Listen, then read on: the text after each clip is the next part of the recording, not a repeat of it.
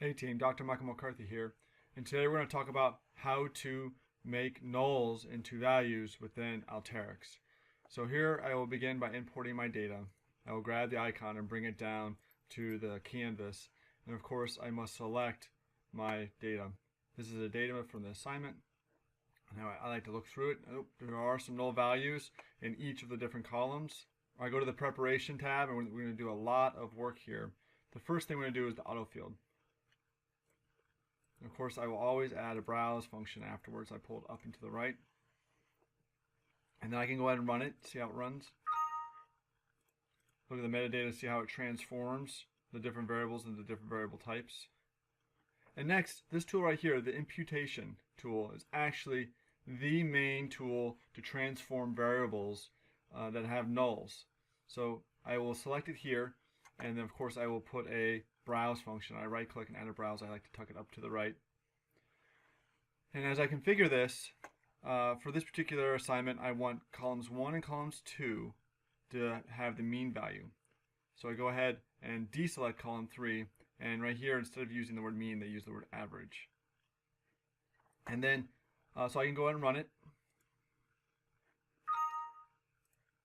You can see here from the data that column 1 and column 2 have values. The little red tabs here indicate that they've rounded off the decimal to 6 places. So column 3 needs to go to the median. So again, I'm going to use the imputation and then add a browse. I'm going to configure this columns 1, 2, and 5. I deselect, and I'm going to select median here down in the options. And I'm going to go ahead and press the run.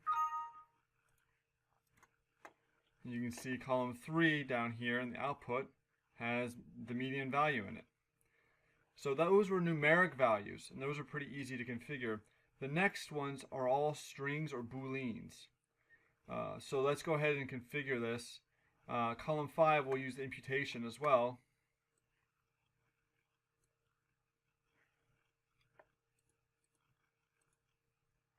And I wanted to have it be a specific value. And the instructions for this one, I want all nulls to go to the value of 1, or the true. One thing I forgot here, I definitely want to add the browse function, tuck it up and away, and I'm going to go ahead and play it.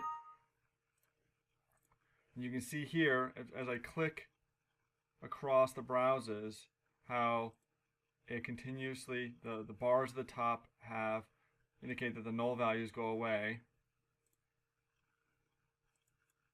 And then column 5. Now I have the string values I want to take care of for columns 4 and columns 6. So now I'm going to show you one other way to do a string transformation for the nulls. And I'm going to use the formula tool. Of course, I'll add a browse to it. So here the formula tool really helps out. It actually enables a really great coding space for the if-then statement. But we need to configure the output column first. So we're going to select column 4, and then I'm going to write an if-then statement. If you see, if I start typing if, then it actually cues me into the proper configuration. And then here, I want to select a variable, so I can come down here and select column 4, and say is null. And you see how it cues me in? I can actually click it. And then I'm going to tell it what I want it to be. I want it to be club. And if it's not that, I want it to be, you guessed it, column 4. And that should be it. So I'm going to go ahead and run this. Great. And you can see as I progress down through my browses, column 4 has nulls, and then I click right here.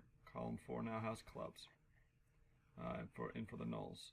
Now I have this last pesky column 6 with these dates. Believe it or not, these dates are actually not in there as dates. They're actually in there as strings.